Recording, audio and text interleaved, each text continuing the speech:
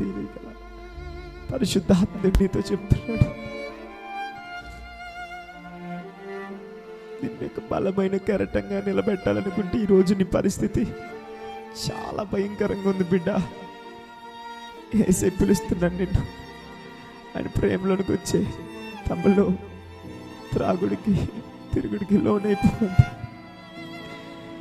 విచారానికి లోనైపోకండి తమ్ముళ్ళు.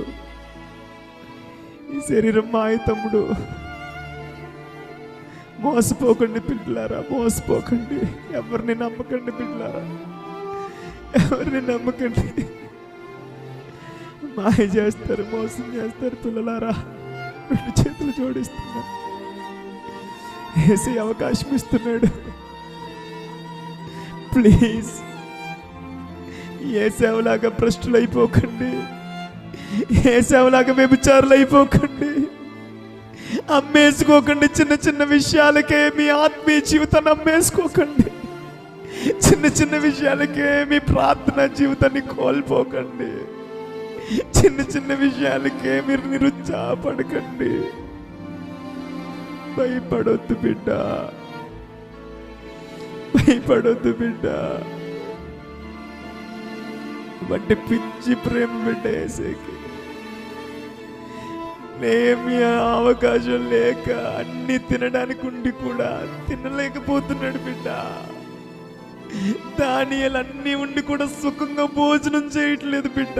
కారణం ఏంటంటే తన ప్రజలు నశించిపోతున్నారని.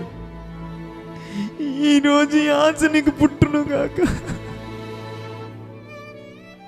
ప్రజలు నశించిపోతున్నారు బిడ్డ.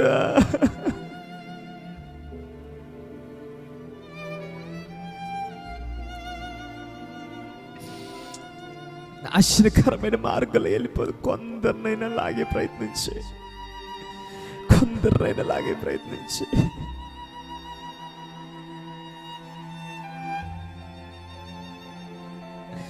నశించిపోతున్నారు. దేవుడు వచ్చిన అవకాశాన్ని అందిపుచ్చుకో. ఎందుకు నేను జయం పొందుకోలేకపోతున్నా లోకం మీద, పాపం మీద అనుకున్నావు. యేసయ్య పొందలేదా? ఆయనకి తోడుకున్నాడు బిడ్డ.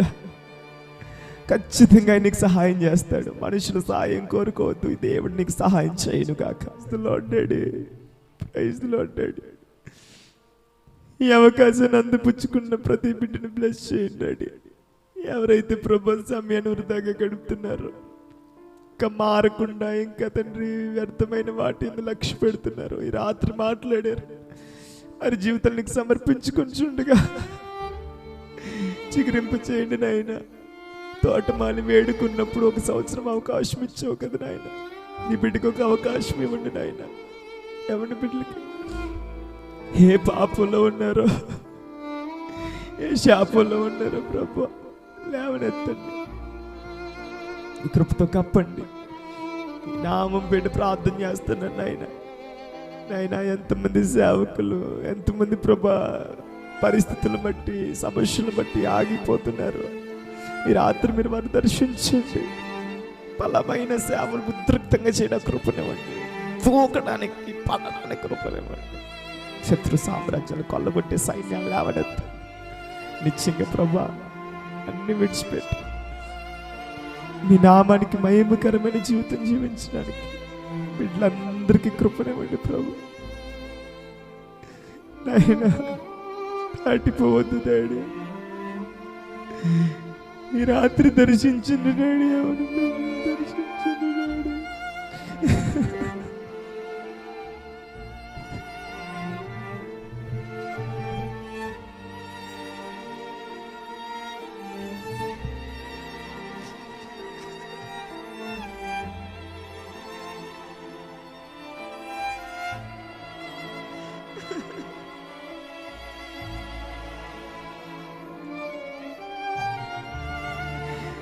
ఎవరి బిడ్డలందరి భవిష్యత్తుని మంచిగా చేయండి. ఇప్పుడేనైనా వెంటాడుతున్న ప్రతి విధమైన ఆకర్షణ నుంచి, చీకటి నుంచి, నిరుత్సాహం నుంచి గొప్ప విడుదల కలుగును గాక. గొప్ప విడుదల కలుగును గాక. సమయాన్ని వాడుకునే బిడ్డలుగా ఈ ఆలోచన వారికి పుట్టించండి డాడీ. ఆలోచన వారు పుట్టించింది కృపతో కాపాడు. చివరిగా ప్రార్థిస్తున్నాను ఆయన, నెహెమ్యా ఎలాంటి ఆశ కలిగి ఒక విచారంగా అవకాశం కోసం అడిగినప్పుడు ఆసక్తి కలిగిన బిడ్డలందరినీ నెహెమ్యాకి జతపరిచావు కదా నాయన.